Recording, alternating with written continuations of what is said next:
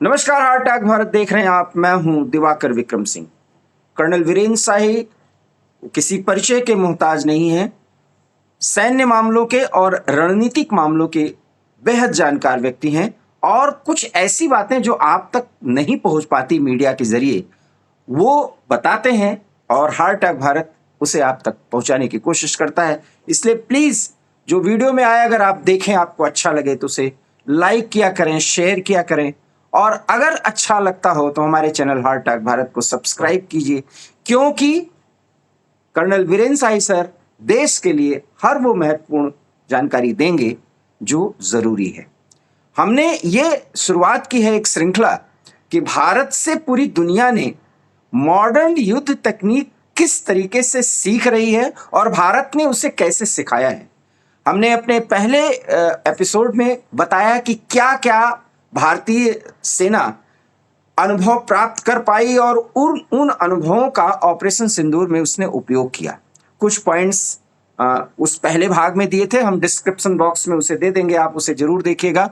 और आज colonel Virendra Shahi sir उसके आगे बताने वाले हैं कि भारतीय सेना क्या कुछ पूरी दुनिया की सेना को सिखा रही है और मॉडर्न युद्ध कला या मॉडर्न वॉरफेयर क्या कुछ है वो भारत ने परिभाषित किया है, जिसकी समीक्षा इजराइल भी कर रहे हैं, रूस भी कर रहे हैं, अमेरिका भी कर रहा है और इसीलिए पूरी दुनिया हतप्रभ है।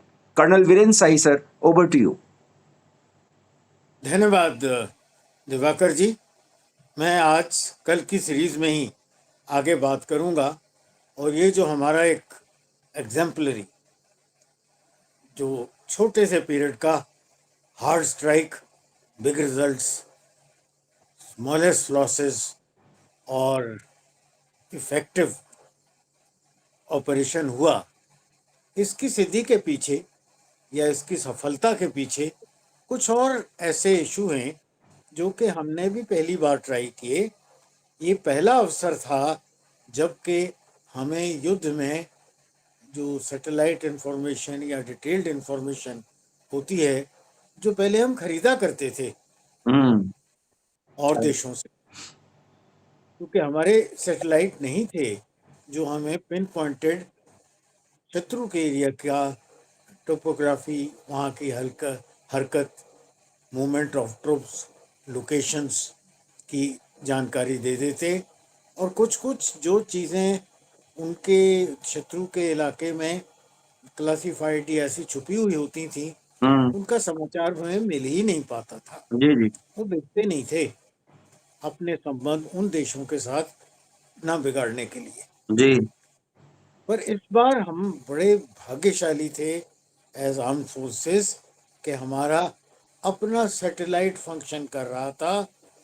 जीपीएस हम अपने सैटेलाइट का प्रयोग कर रहे थे, जी जी इमेजरी हम अपने सैटेलाइट से निकाल रहे थे। और वो एक बड़ा कारण था अपने रिसर्च ऑफ एनालिसिस विंग ने जो ग्राउंड में जानकारी हासिल की उसको, और इन दोनों का समन्वय बनाकर जी जी ग्राउंड इंफॉर्मेशन को हमने सैटेलाइट से कंफर्म किया। सैटेलाइट इंफॉर्मेशन में कहीं कुछ धुंधलापन था, उसको ग्राउंड इंफॉर्मेशन ने कवर किया और हमें पिन पॉइंटेड शत्रु की जानकारी लगातार मिल रही थी और बहुत पहले से मिल रही थी, जिसके कारण इस पूरे ऑपरेशन को प्लान किया गया। जी जी तो ये एक नई चीज थी और ये कैपेबिलिटी संसार में गिने चुने 3-4 देशों के पास है। चाइना के पास है पर वो तो युद्ध में जाते नहीं हैं। जी जी रशिया अपनी प्रणाली प्रयोग कर रहा है, अमेरिका ने भी अभी अपनी प्रणाली प्रयोग की। तो ये 3-4 लोग ही हैं, देश जो हैं, जो इसका प्रयोग कर सकते हैं। हम इस मामले में भाग्यशाली थे। एक और चीज जो हमने प्रयोग की है, भी आपने देखा कि इवन इतने अच्छे टेक्निकली एडवांस इजराइल की भी एक समय पर आकर उनकी जो डिफेंस प्रणाली थी राइट और जो उनकी क्षमता थी इराक से आने वाले मिसाइल्स को नकारा या हवा में करने की, वो नहीं कर पाए थे और कुछ ना निकल गए, जिनकी वजह से उनकी बहुत ज्यादा हानि हुई। हम इस सिलसिले में बहुत बेहतर लकी रहे, हम्म क्योंकि एक नई चीज, नई प्रणाली जो पहली बार प्रयोग में लाई गई, कि हमने जो डिफेंस किया, अब जिसने S4 लगा दिया उसने S4 पर डिपेंड किया, हम्म जिसने और कोई इस तरह की प्रणाली लगाई अपने देश की बनी, उसने उसी का प्रयोग किया।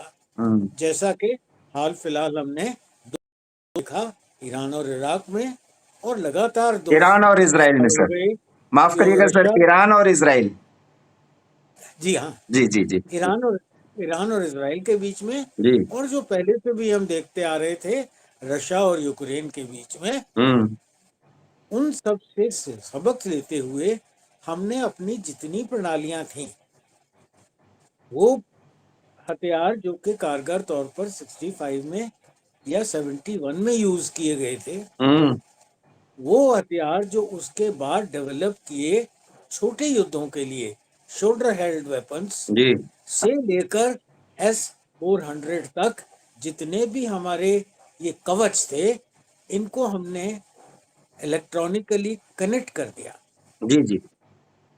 अब ऐसा हुआ कोई मिसाइल, अभी क्या हुआ जब इसराइल को ये हुआ कि उनकी प्रणाली तो 80 किलोमीटर, दूसरी प्रणाली 35 किलोमीटर तक है। Right right. अब जो हवा से सैटेलाइट गाइड होकर ऊपर से आ रहे थे, वो उनको रोक नहीं पाए। हम्म हमने जो किया, हमने जो शोल्डर फायर जो 100-200 गज पर टारगेट ले सकता था, उसको लेकर, जो 300 या 500 गज पर टारगेट ले सकता था, उसको लेकर, और जो 500 से या 3 किलोमीटर 4 किलोमीटर तक ले सकता था, हम्म। उसको, और जो 8-10 किलोमीटर ले सकता था, इन सब प्रणालियों को एक के साथ दूसरा, दूसरे के साथ तीसरा, तीसरे के साथ चौथा, न सिर्फ कनेक्ट कर दिया, पर उसको हमने AI के साथ जोड़ दिया। राइट। तो अब वहां से शत्रु जो भी फायर करे, AI हमारे उस वेपन को डिटेक्ट करेगा जो उसके लिए चाहिए। हम्म।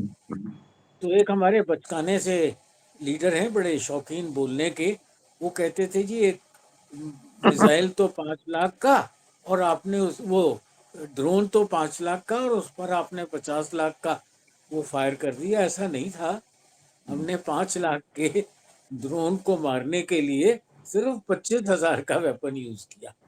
बहुत। तो मतलब जो कर्नल सर बताने की कोशिश कर रहे हैं, अगर आप दर्शक जो भी देख रहे हैं हमें, ये समझिए कि बहुत ही कम खर्चे में हमने दिमाग का इस्तेमाल किया, आधुनिक तकनीक का इस्तेमाल किया, कि किस तरीके से हम कम खर्चे में और ज्यादा हिट करें। और सबसे बड़ी बात कि जो कर्नल सर बताना चाह रहे थे कि 12 दिन जो इजराइल और ईरान का युद्ध चला है और अमेरिका जिसमें कूदा है, इजराइल के प्रधानमंत्री अमेरिका के राष्ट्रपति से इसलिए मिले क्योंकि इजराइल के शहरों में तबाही होने शुरू हो चुकी थी अच्छी खासी, और उससे वो घबरा रहे थे। दूसरी चीज कि उनके पास वो बॉम्ब्स नहीं थे जो उनके परमाणु संस्थान को नष्ट कर सकते हैं।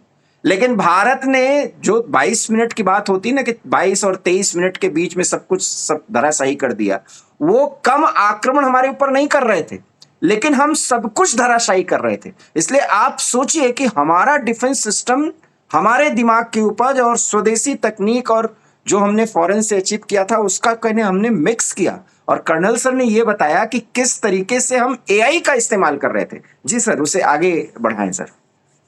जी दिवाकर जी, और इस AI के कनेक्शन में जी। हमने न सिर्फ आर्मी के इन वेपन्स को कंबाइन किया, हमने इसका पूरा तालमेल एयरफोर्स से भी रखा। हम्म। राइट। तो जहां भी कोई चीज हमारी सीमा रेखा मिसाइल्स के बाहर थी, हम्म। उसको एयरफोर्स ने रजिस्टर किया, और जब एयरफोर्स का इस्तेमाल करने की बारी आई, तो उनको उन्होंने न्यूट्रलाइज किया। राइट। पहली बार एयरफोर्स आर्मी का AI के थ्रू कनेक्शन का प्रयोग भी किया गया, और आप और जनता और भारतवर्षी सीता सीना चौड़ा करके सुने, ये AI और ये समन्वय, ये सब हमारे अपने साइंटिस्ट की करामात।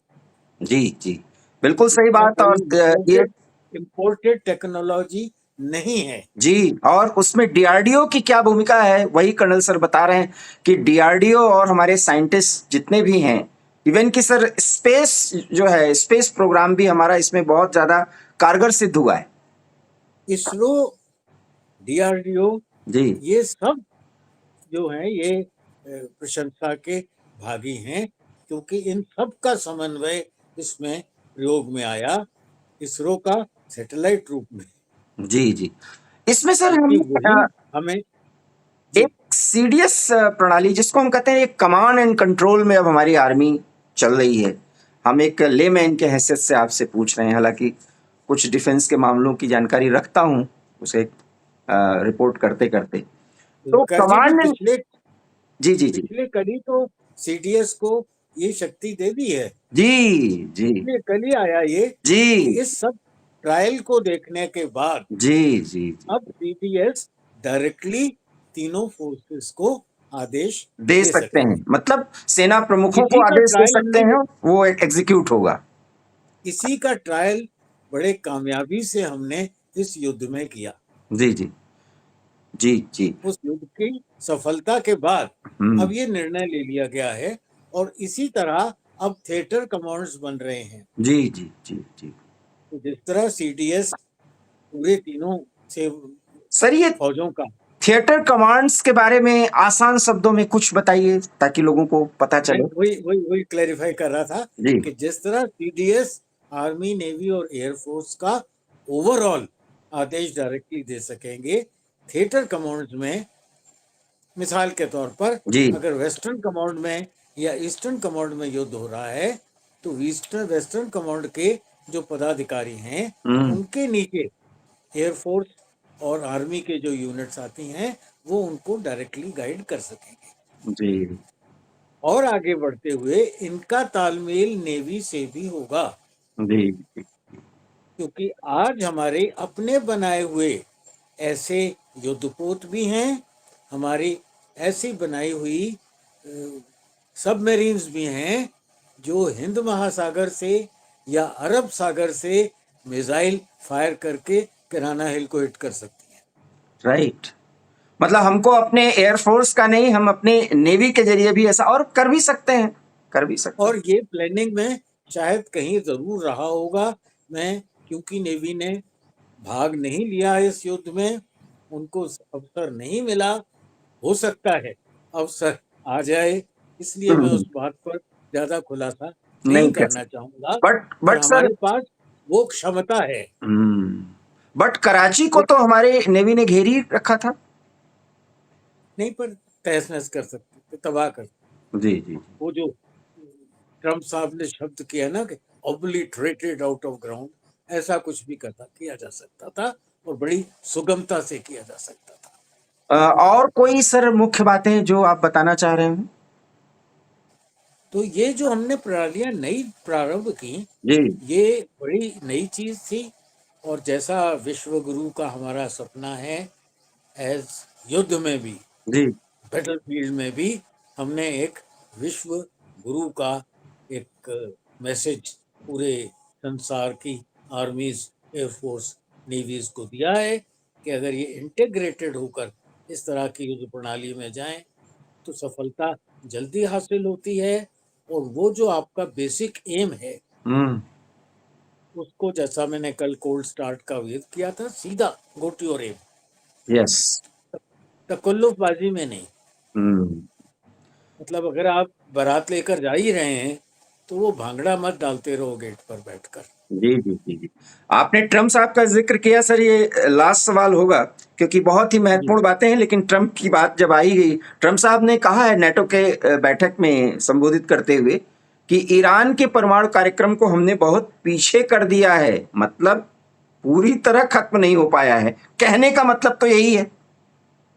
कहने का मतलब है कि जो ओब्लिटरेटेड वर्ड था वो बहुत प्रीमेच्योरली यूज किया गया था। हम्म। हम्म। जी जी ओब्लिटरेटेड तो होता ना कि मिटा दिया, बिल्कुल मलियामेट कर दिया, जी जी जी जी। निस्नाबूद कर दिया। वो ऐसा कुछ नहीं हुआ था। और अब वो बड़े डिप्लोमेटिक भाषा में अपने शब्दों से वापस जा रहे हैं, उसी तरह से जैसा वो कई और मौकों पर करते आए हैं। और इसी कारण मैं कहता हूँ, मेरे प्रिय भारतवासियों, ये फॉरेनर्स की बातों को वो हमेशा ट्रम्प कार्ड ही नहीं होते। हम्म, जो कुछ वो कहते हैं, अपने देश पर भरोसा रखो, अपने देश की तीनों सेनाओं पर भरोसा रखो, अपने देश के निपुण योद्धाओं पर भरोसा रखो और अपने देश की सरकार पर भरोसा रखो। बहुत बहुत धन्यवाद सर। चूंकि ये दूसरा भाग था और इसमें ऑपरेशन सिंदूर ने पूरी दुनिया को जो कुछ भी सिखाया है वो हम बता रहे थे। और ये मैं चैलेंज कर सकता हूं कि आपको कहीं भी किसी भी मंच पर इतनी बृहद और आसान शब्दों में जानकारी नहीं मिलेगी कि ऑपरेशन सिंदूर से इस समय पूरी दुनिया के वो देश जिससे हम हथियार भी खरीदते हैं, बहुत कुछ सीखा करते थे, उन्होंने हमसे बहुत कुछ सीखा है और प्रयोग किया है। मसलन इजराइल, ईरान का कुछ कहना चाह रहे हैं सर? मैं कहना चाह रहा हूँ, और ये अभी ट्रेलर था, असली फिल्म तो अभी बाकी है। समझ रहे हैं? और अब आप समझ लीजिए कि वो सिर्फ 22 मिनट का ट्रेलर और 5 दिन का खेल।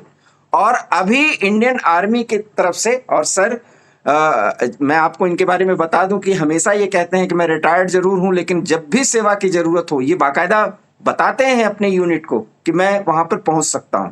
84 साल की उम्र में भी वो सेवा देने के लिए तैयार रहते हैं। तो उनकी जुबान है कि ये तो ट्रेलर था, मतलब कार्रवाई कितनी तगड़ी हो सकती है, कितना तीव्र हो सकता है, उसकी इंटेंसिटी क्या हो सकती है, इंडियन आर्मी वहां तक तैयारी कर चुकी है। इसलिए अपने देश के जवानों पर हमें भरोसा होना चाहिए। वीडियो लाइक कीजिए, प्लीज शेयर कीजिए देश की खातिर, और चैनल को प्लीज प्लीज सब्सक्राइब कीजिए। और कोई सवाल हो तो कर्नल सर से जरूर कीजिए। बहुत बहुत धन्यवाद। नमस्कार। धन्यवाद।